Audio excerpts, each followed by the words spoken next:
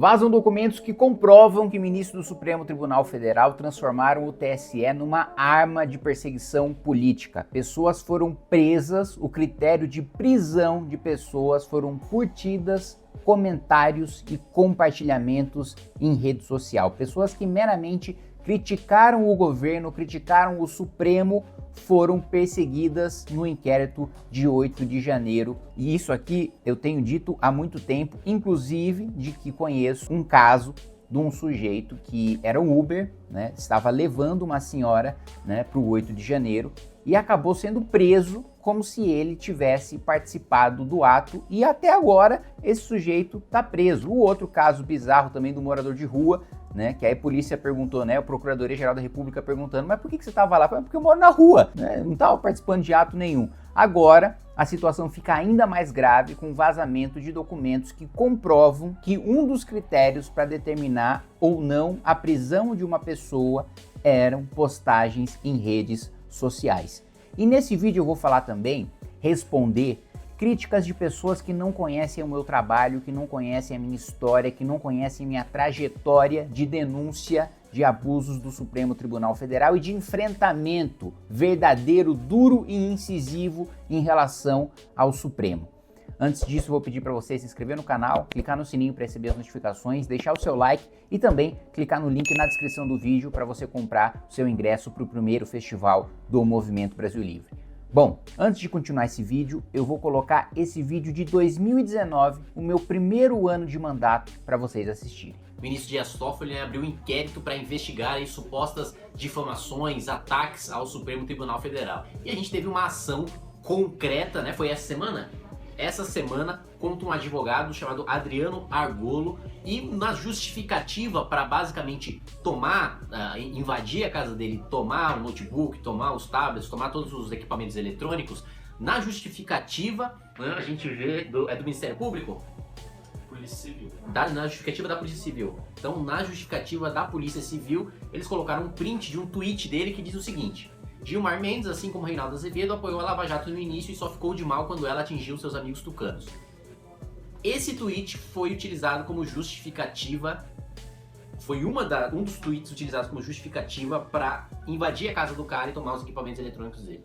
Você pode concordar, você pode discordar da opinião dele, é uma questão de posicionamento. Né? Ele tá falando que tinha um ministro e um jornalista que estavam a favor da Lava Jato e depois ficaram contra.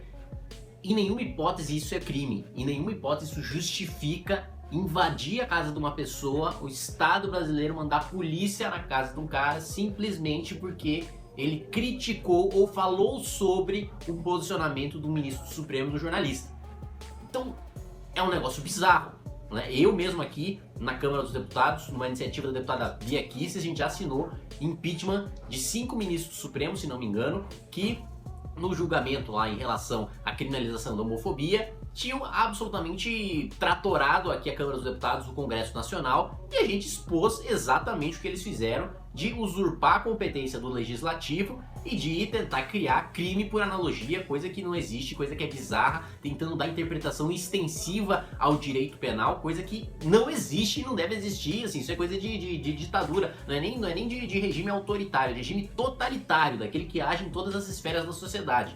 Portanto, se esse inquérito vier para mim, vier para a deputada Bia Kicis, vier para todos nós parlamentares que temos uma postura crítica em relação ao Supremo Tribunal Federal, e a gente não é contra o STF, pelo contrário, o STF tem que existir, tem que defender a lei, tem que defender a Constituição. Agora, o que ele não pode é passar dessa prerrogativa e defender um Estado policial. Vejam que em 2019, no primeiro ano de mandato, eu assino o pedido de impeachment não de um, mas de 5 ministros do Supremo Tribunal Federal. E denuncio uma das decisões abusivas, que é basicamente criar um novo tipo penal sem passar pelo Congresso Nacional, sem passar pelo Presidente da República. E denuncio que isso é atitude não de regime autoritário, mas de totalitário, mais grave, aquele que não só dá um golpe na política e na democracia, mas também invade a vida privada de cada um dos seus cidadãos. Mas eu vou além. Veja essa matéria de 2016. Nós fomos o primeiro movimento, o Movimento Brasil Livre foi o primeiro movimento a protocolar um pedido de impeachment contra o ministro do Supremo Tribunal Federal. Isso eu não tinha mandato, era um militante de rua, tinha ido a pé de São Paulo para Brasília para protocolar o pedido de impeachment da Dilma. Acampei durante um mês em frente ao Congresso Nacional para que a denúncia fosse acolhida.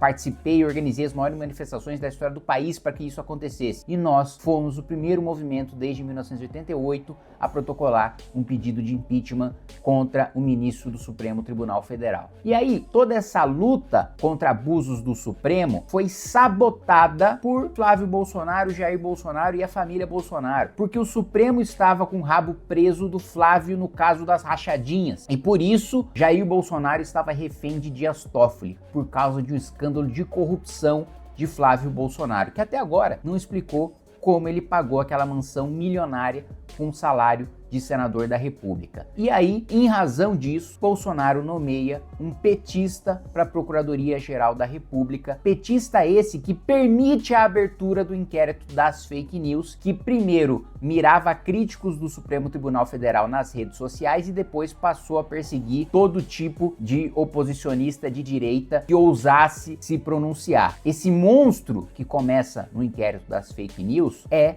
permitido com a anuência do Procurador-Geral da República nomeado por Bolsonaro. Bolsonaro também veta um projeto que, inclusive, eu não só votei, como articulei aqui dentro da Câmara dos Deputados pro fim das decisões monocráticas. Ele veta. Não fosse Jair Bolsonaro, hoje, a própria prisão cautelar de Bolsonaro não poderia ter sido decretada numa decisão monocrática do ministro Alexandre de Moraes. Então, não são poucas as razões pelas quais eu não sou e nunca serei bolsonarista. Porque, diferente do Bolsonaro, que é frouxo para fazer o enfrentamento ao Supremo, que quando tinha um instrumento e a maioria aqui dentro do Congresso Nacional para enfrentar o Supremo se acovardou, pediu para o Flávio Bolsonaro tirar as assinaturas da lava-toga e acabou com uma CPI que poderia ter mudado a história do Brasil e acabado de uma vez por todas com os abusos do Supremo. É por isso, por essa covardia, por essa traição a valores e princípios da direita, que eu não sou bolsonarista. Mas não é por isso que eu vou deixar de reconhecer perseguições contra o próprio Bolsonaro. É inaceitável, coisa de ditadura, um sujeito receber um processo e não ter acesso a todas as acusações que são feitas contra ele. Isso é uma coisa básica, fundamental. A Lava Jato foi inteira anulada, com pessoas admitindo que roubaram,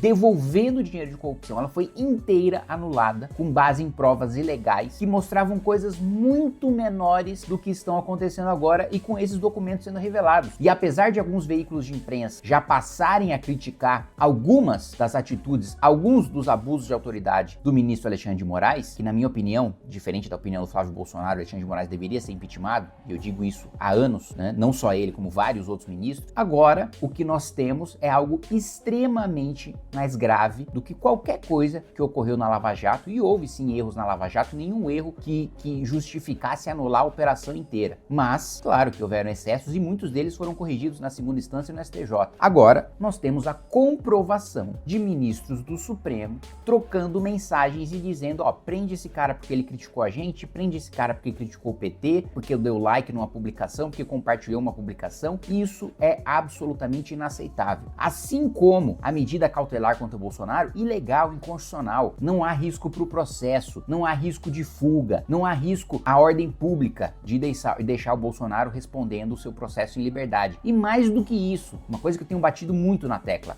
o processo dele já está em fase de alegações finais, não tem mais investigação para atrapalhar, não tem mais testemunha para coagir. A última manifestação da Procuradoria-Geral da República já aconteceu, só resta a condenação e prisão depois de transitado o julgado do processo contra ele. Não tem o menor cabimento a cautelar, a tornozeleira, em primeiro lugar. Depois, o ministro Alexandre de Moraes permite que Bolsonaro dê entrevistas, permite que ele discurse, e aí quando ele discursa e quando ele dá entrevista, manda para prisão domiciliar. Chegando num ponto, que eu já fiz vídeo falando disso, que os próprios ministros do Supremo estão chegando falando, ó, ministro, ou você volta atrás ou a gente vai obrigar você a voltar atrás. Enfim, só quero fazer esse vídeo para deixar muito claro que enfrentamento e coragem para denunciar, mesmo sem mandato, mesmo sem poder, mesmo sendo um militante de 19 anos de idade, estava sendo perseguido pelo ministro da Justiça, Cardoso, eu já denunciava e já protocolava pedido de impeachment contra ministro do Supremo. E não vai ser agora que eu vou aceitar bolsonarista que está fingindo fazer enfrentamento do Supremo, vir querer dizer que sou eu que não fácil enfrentamento. Eu defendi a lava-toga, bolsonaristas não. Eu defendi o impeachment do ministro Alexandre de Moraes durante o governo Bolsonaro, bolsonaristas não. Então assim, tem um frouxo nessa história? Definitivamente não sou eu.